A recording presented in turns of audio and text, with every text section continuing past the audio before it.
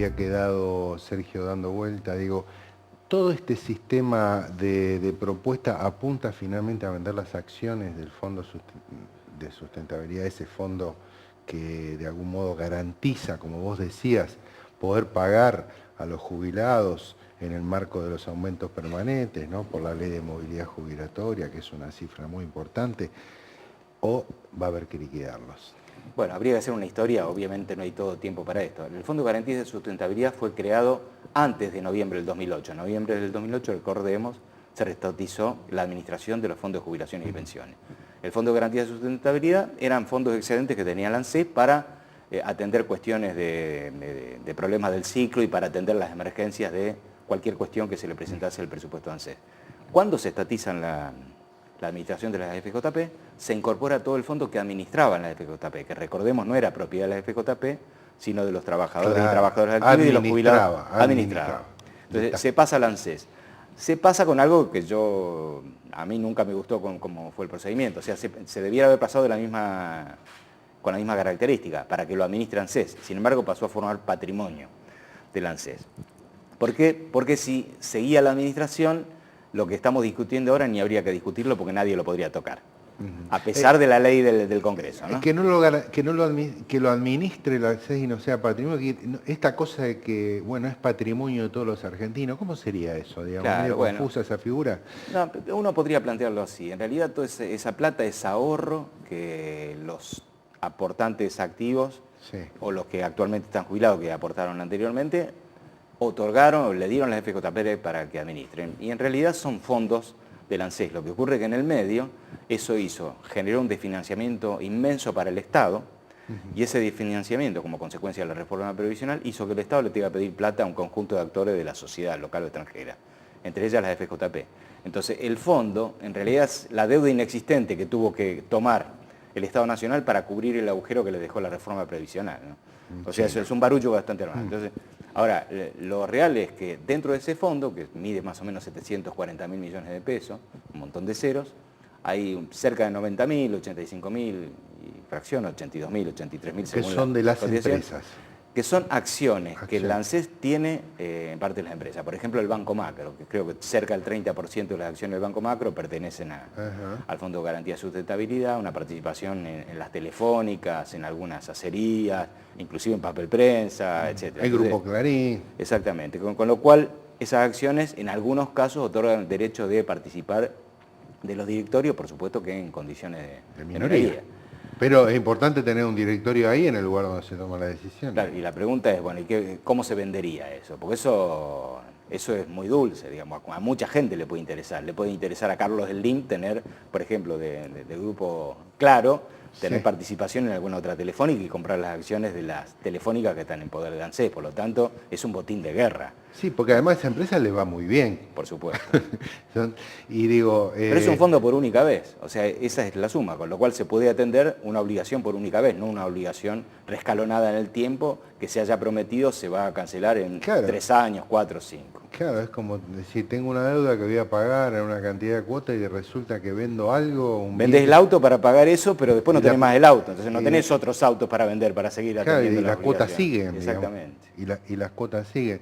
Para vos digamos, es muy importante el hecho de pagarle, como plantea el gobierno, a todos esos jubilados que tienen esa deuda. ¿Cuántos son? Porque también se dice, bueno, este pago va a generar mercado interno porque va a haber miles y miles de jubilados que van a gastar la plata en el consumo, bueno, en todo esto este ciclo que fue de algún modo exitoso del mercado interno en los últimos años. ¿Esto es así o no?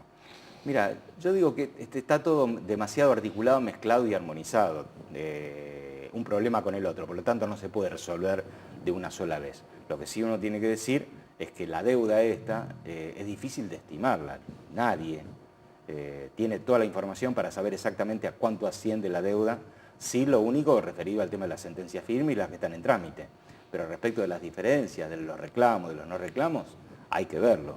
Porque además está vinculado con algunas deudas no registradas, o en todo caso eventuales, que están asociadas con la decisión de las provincias que se incorporaron al sistema integrado previsional argentino, que en su momento renunciaron al 15% que ahora se va a devolver y Sí. hay un conjunto de temas pendientes muy importantes entre las provincias que adhirieron y las que no adhirieron, como en el caso de Santa Fe, que en el caso de adherir habría que volver a discutir la cuestión. Es un problema, no se puede resolver de golpe, es un problema que hay que resolver de forma paulatina. Sí, porque se trata del dinero de los jubilados, pero en el buen sentido, ¿no? Como Claro, se decía. claro. Sin la atención de esta masa de obligaciones. Esto de las provincias que se plantea justamente en esta ley ómnibus de devolver este 15% en general a todas las provincias. Digo, yo he estado presente en las conversaciones del gobernador de Santa Fe con el gobierno nacional respecto de la posibilidad de cobrar esa deuda, que sabemos un fallo de la Corte Suprema le asignó a la provincia de Santa Fe. La provincia está recibiendo en este momento ese 15%, pero no recibió nada respecto a la deuda acumulada. Yo he tenido posibilidad de charlar con alguna gente ahí del Ministerio del Interior o lugares donde se reunían, y yo, bueno, no, pero, a ver, eso lo vamos a charlar, vemos cómo hacemos, pero no vamos a quebrar el Estado para pagarle la deuda de Santa Fe. Digo, por eso a uno sorprende que se ofrezca ahora tantas condiciones, en todo caso favorables, tanto sea para las provincias como para esos jubilados que tienen sentencia o que están en conflicto, digo, y el Estado lo van a quebrar, entonces, o van a hacer esto, van a quedarse con las acciones de la FJP, o van a endeudarse, más de lo que se endeudaron respecto a los holdouts. Eso es lo que hay que ver, porque hay evidentemente prioridades diversas. Había prioridad para atender a los fondos buitre, cancelando al contado y generando un nuevo endeudamiento que sustituya a esa deuda vencida, comprometiéndose a una tasa altísima a largo plazo, como es la que se hizo con esa operación, y un conjunto de otras operaciones que se tomaron por préstamo para atender, para reforzar las reservas internacionales, léase para garantizar la fuga de divisas, que por ahora no ha ocurrido, porque las tasas de letra del Banco Central y de la Tesorería compiten, y en todo caso desestimulan que la gente vaya a comprar dólares por un tiempo, porque como eso es insostenible, en el momento que saquen, va a volver a ocurrir. Ahora, no es demasiado grosero, uno lee algunos datos que provienen de fuentes oficiales, digo el INDEC o bueno... Poco del INDEC. Poquito, pero alguna cosa, por ejemplo, caída de actividad industrial en abril, ¿no? Empiezan a aparecer algunos números, o datos de inflación, bueno, una cantidad de datos que aparecieron últimamente, y ves, por ejemplo, la ganancia de los bancos, el crecimiento de ganancia de los bancos, algo de 60% respecto al mismo trimestre o mismo cuatrimestre del año pasado, que he tenido oportunidad de ver por ahí. Digo, los bancos prestan al 38, ¿cuánto es? Si toman plazo fijo al 25, digo, es como demasiado obvio esto, digo. Otra vez sopa. Otra vez sopa, digo, ¿hasta dónde vamos con eso? No es muy fácil ese negocio. Eso está claro que es insostenible. A mí no me da risa, digamos, me llama la atención en todo caso el comportamiento de Melconian, a cargo del Banco Nación, porque él está protegiendo, está tirando la tasa para abajo de los depósitos a plazo fijo, como consecuencia que está viendo que se le dispara la mora de los préstamos, porque nadie puede pagar un descubierto 50% anual, porque está claro que si lo paga hoy, mañana ya no lo va a poder pagar y como consecuencia de lo cual la situación de morosidad puede verse incrementada, se empieza ya a ver suavemente en el conjunto del sistema financiero en marzo, ¿no? Sí, no solo los cheques, sino, a ver, lo que tienen, yo digo, los millones de argentinos que tienen tarjeta de crédito y cuando no pagan todo, después pagan 55, 58, claro, 60 puntos sobre lo que deben, lo cual te lleva a un estallido... A no poder pagarlo en muy pocos meses, ¿no? A no poder pagarlo. ¿Qué opinión tenés, bueno, del otro gran tema que nos está un poco matando, que es el tema de las tarifas? Sobre todo cómo se vive acá en Rosario, en Santa Fe, digamos, ¿cómo ves eso? ¿Cómo ves el impacto de las tarifas sobre la actividad económica, comercial e industrial? ¿Te parece que realmente es un factor determinante en la posibilidad de que no le cierren los números a un montón de gente? ¿O la crisis o la falta de actividad económica definitivamente en el fondo de todo esto es lo que está poniendo en dificultades a muchos? Bueno, yo creo que hay un poco de cada cosa. Lo que uno tiene que decir es que, por un lado, ha habido un ajuste brutal en términos porcentuales de tarifas, tanto eléctrica como de gas y después de agua. En algunos casos esa brutalidad no llega a conformar montos absolutos importantes. Si se te aumentó la tarifa y vos pagas 200 pesos de gas, no pasa nada, lo puedes pagar. Ahora sí, en lugar de 200, tenés que pagar 2.000, ya es otra cuestión. O sea, no es solamente una cuestión porcentual, sino que también tiene que ver con la incidencia real. El problema es que la transformación que hicieron implicó no un ahorro para el Estado, sino una transferencia directa del bolsillo de los usuarios a quienes proveen de los servicios. Hay un trabajo muy interesante que publicó el Centro de Estudios Patagonia. Este centro, entre otras cosas, publicó una investigación del periodista de Página 12, Claudio Escaleta, que hace este cálculo, ¿no? Y hace el cálculo y estimando que entre 3.000 y 4.000 millones de dólares es la suma que se habría transferido como consecuencia de la modificación del cuadro tarifario solamente en concepto de gas de los usuarios a las empresas que están en la otra punta, entre ellas sobre las que posee todavía capital accionario, el que está en el ministerio ocupando el señor Aranguren. Juan José Aranguren, claro, claro.